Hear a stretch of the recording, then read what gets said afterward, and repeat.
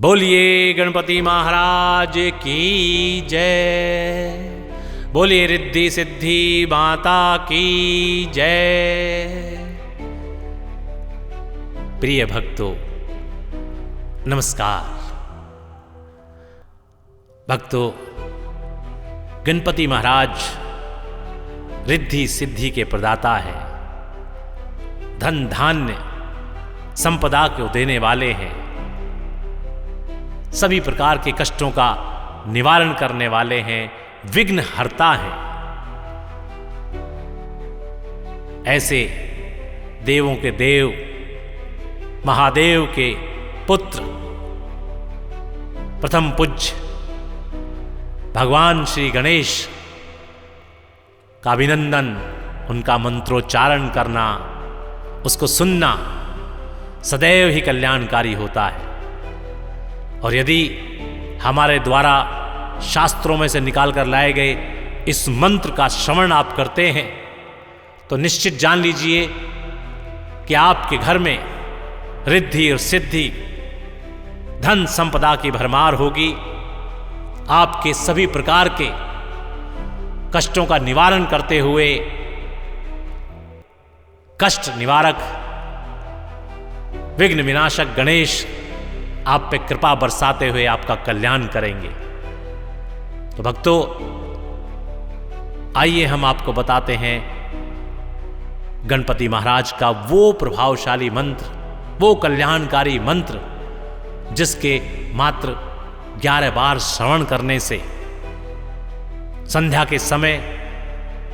मात्र 11 बार सुन लेने से आपका जीवन किस प्रकार से बदलेगा। सभी बाधाओं से मुक्ति पाकर आपका जीवन समृद्धि से युक्त हो जाएगा, प्राण प्रतिष्ठा आपको प्राप्त होगी, चारों दिशाओं में आपका डंका बजेगा। तो आइए ये सिद्ध मंत्र आपको सुनाते हैं गणपति महाराज का। दम दम दम दंतमेकम दाधिमुनि मुख काम धेन्वानि सेव्ययम् धम धम धम धारयन्तं धन्दभाति धियम सिद्धि बुद्धि द्वितीयम् दम दम दम दंतमेकम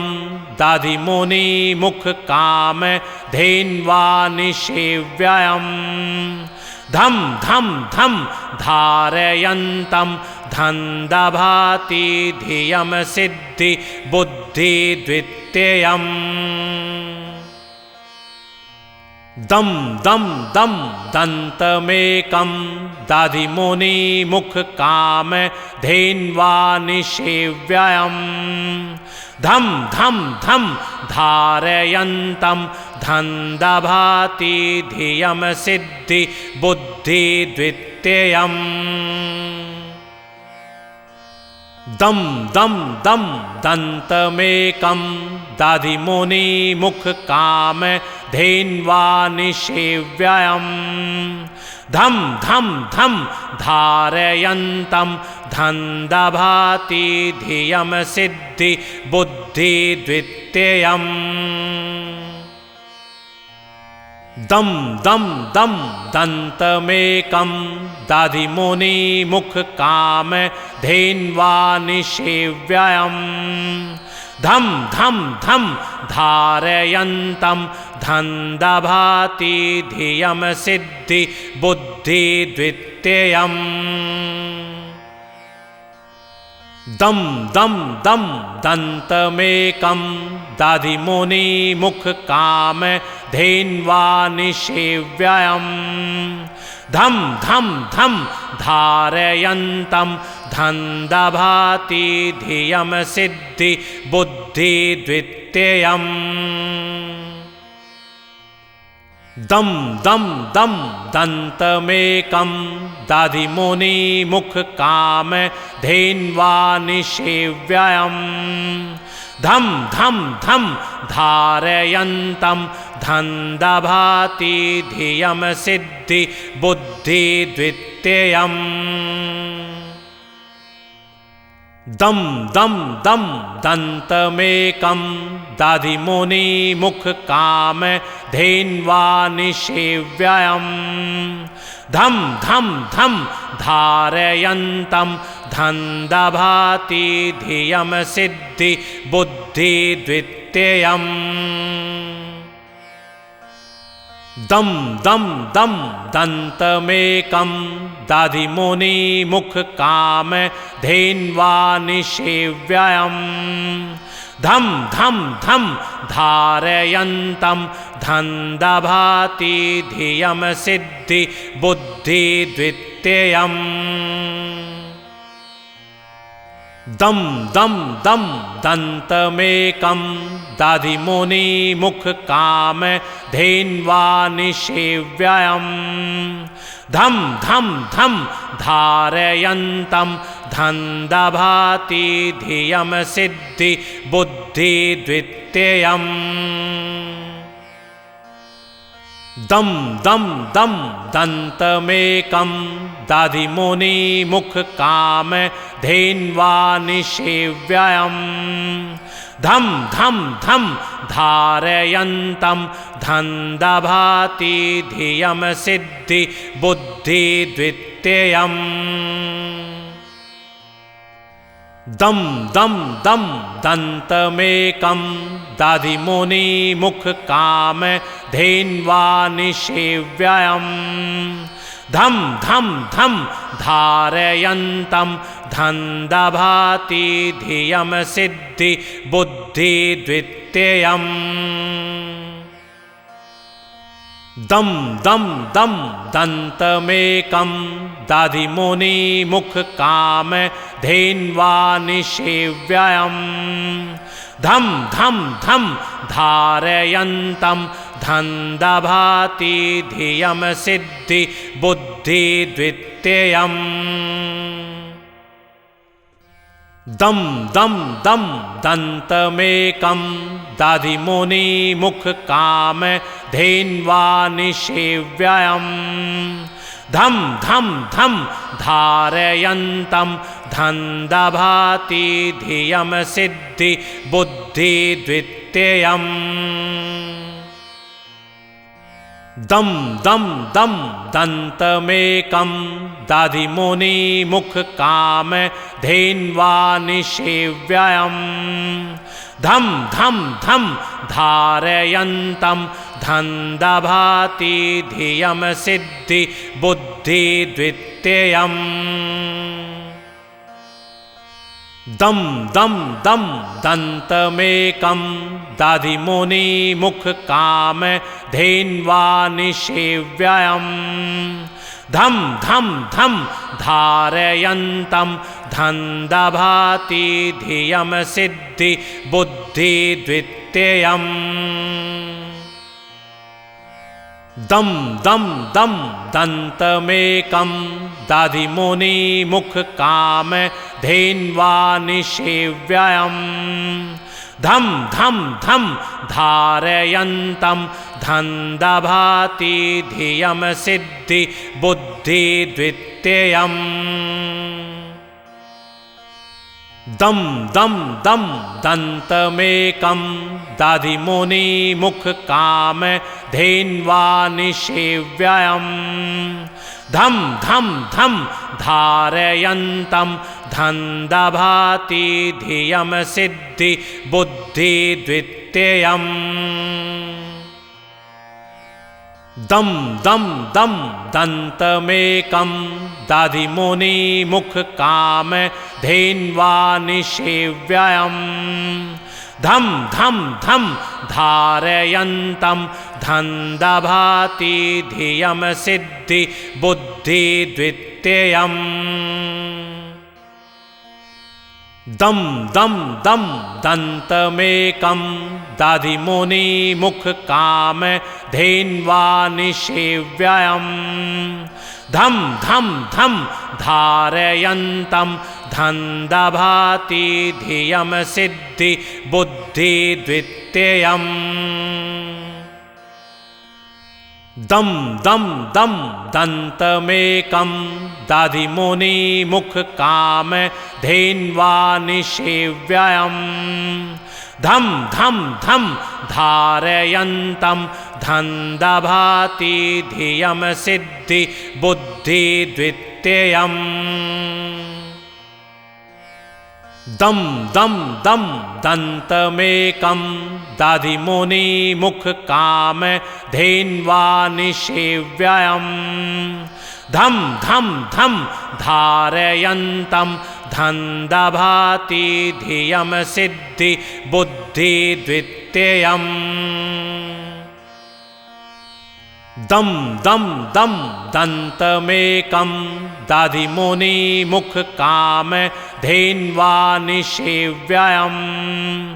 धम धम धम धारयन्तं धन्दभाति धियं सिद्धि बुद्धि द्वितीयम्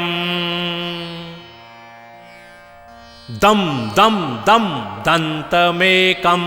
दधिमुनि मुख काम धेन्वा निषेव्ययम् धम धम धम धारयन्तं धन्दभाति धियं सिद्धि बुद्धि द्वितीयम् दम दम दम दन्तमेकं दधिमुनि मुख काम धेन्वा निषेव्ययम् धम धम धम धारयन्तं धन्दभाति धियं सिद्धि बुद्धि द्वितीयम् दम दम दम दन्तमेकं दधिमुनि मुख काम धेन्वा निषेव्ययम् धम धम धम धारयन्तं धन्दभाति धियं सिद्धि बुद्धि द्वितीयम् दम दम दम दन्तमेकं दधिमुनि मुख काम धेन्वा निषेव्ययम् धम धम धम धारयन्तं धन्दभाति धियं सिद्धि बुद्धि द्वितीयम् दम दम दम दन्तमेकं दधिमुनि मुख काम धेन्वा निषेव्ययम् धम धम धम धारयन्तं धन्दभाति धियं सिद्धि बुद्धि द्वितीयम् दम दम दम दन्तमेकं दधिमुनि मुख काम धेन्वा निषेव्ययम् धम धम धम धारयन्तं धन्दभाति धियं सिद्धि बुद्धि द्वितीयम् दम दम दम दन्तमेकं दधिमुनि मुख काम धेन्वा निषेव्ययम् धम धम धम धारयन्तं धन्दभाति धियं सिद्धि बुद्धि द्वितीयम्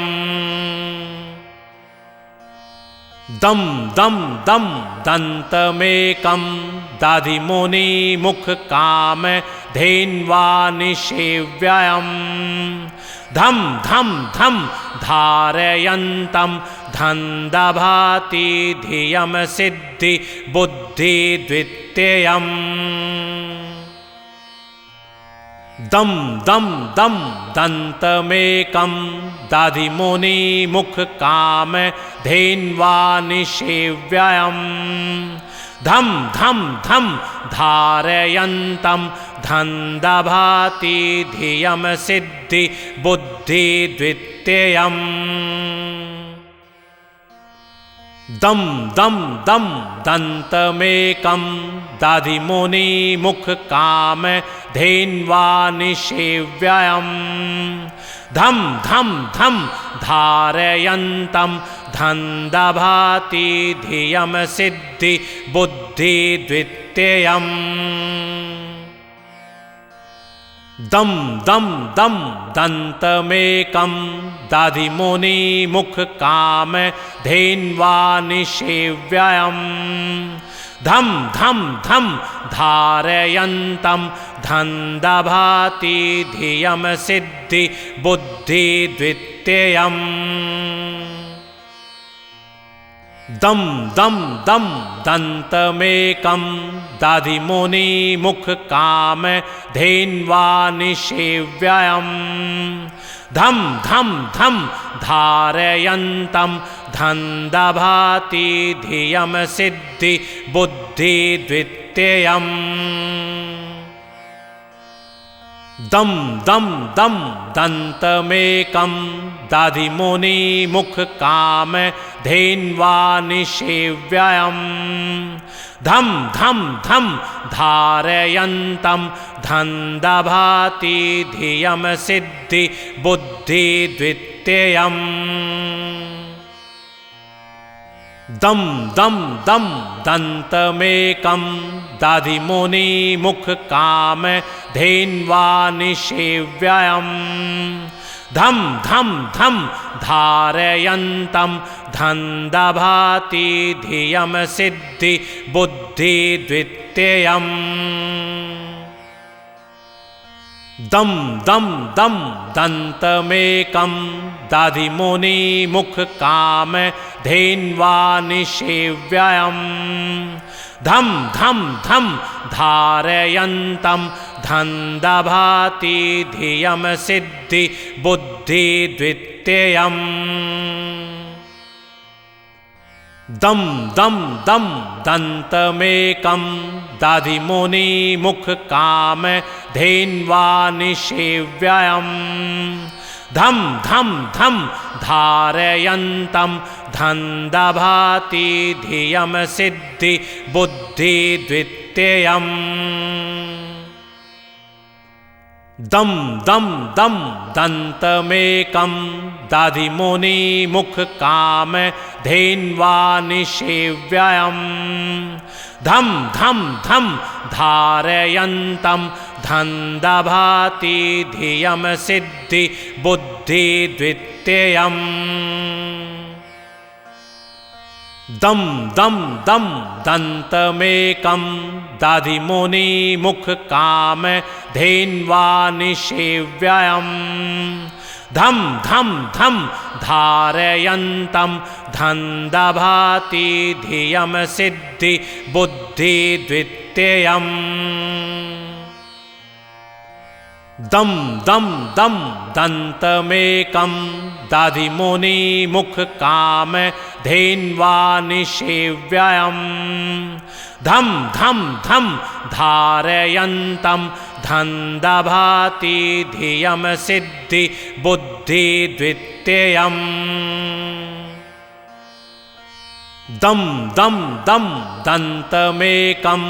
दधिमुनि मुख काम धेन्वा निषेव्ययम्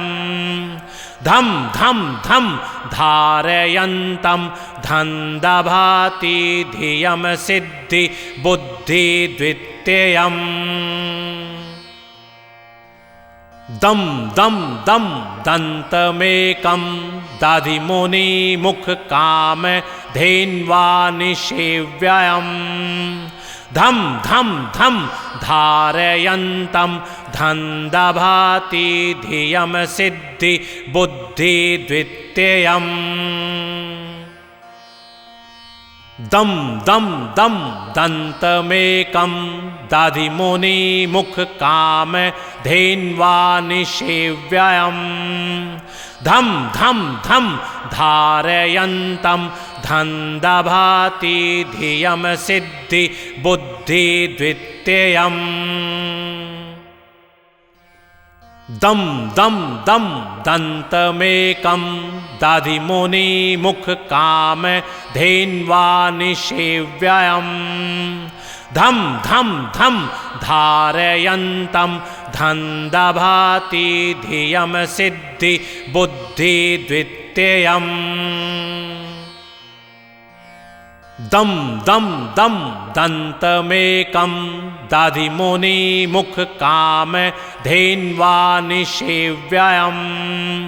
धम धम धम धारयन्तं धन्दभाति धियं सिद्धि बुद्धि द्वितीयम् दम दम दम दन्तमेकं दधिमुनि मुख काम धेन्वा निषेव्ययम् धम धम धम धारयन्तं धन्दभाति धियम सिद्धि बुद्धि द्वितीयम् दम दम दम दन्तमेकं दधिमुनि मुख काम धेन्वा निषेव्ययम् धम धम धम धारयन्तं धन्दभाति धियम सिद्धि बुद्धि द्वितीयम् दम दम दम दन्तमेकं दधिमुनि मुख काम धेन्वा निषेव्ययम् धम धम धम धारयन्तं धन्दभाति धियम सिद्धि बुद्धि द्वितीयम् दम दम दम दन्तमेकं दधिमुनि मुख काम धेन्वा निषेव्ययम् धम धम धम धारयन्तं धन्दभाति धियम सिद्धि बुद्धि द्वितीयम् दम दम दम दन्तमेकं दधिमुनि मुख काम धेन्वा निषेव्ययम् धम धम धम धारयन्तं धन्दभाति धियम सिद्धि बुद्धि द्वितीयम् दम दम दम दन्तमेकं दधिमुनि मुख काम धेन्वा निषेव्ययम् धम धम धम धारयन्तं धन्दभाति धियम सिद्धि बुद्धि द्वितीयम् दम दम दम दन्तमेकं दधिमुनि मुख काम धेन्वा निषेव्ययम् धम धम धम धारयन्तं धन्दभाति धियम सिद्धि बुद्धि द्वितीयम् दम दम दम दन्तमेकं दधिमुनि मुख काम धेन्वा निषेव्ययम् धम धम धम धारयन्तं धन्दभाति धियम सिद्धि बुद्धि द्वितीयम्। जी भक्तों, ये रिद्धि सिद्धि बुद्धि के प्रदाता भगवान श्री गणेश जी का वो कल्याणकारी मंत्र है जिसका उच्चारण आपके घर में होता रहना चाहिए।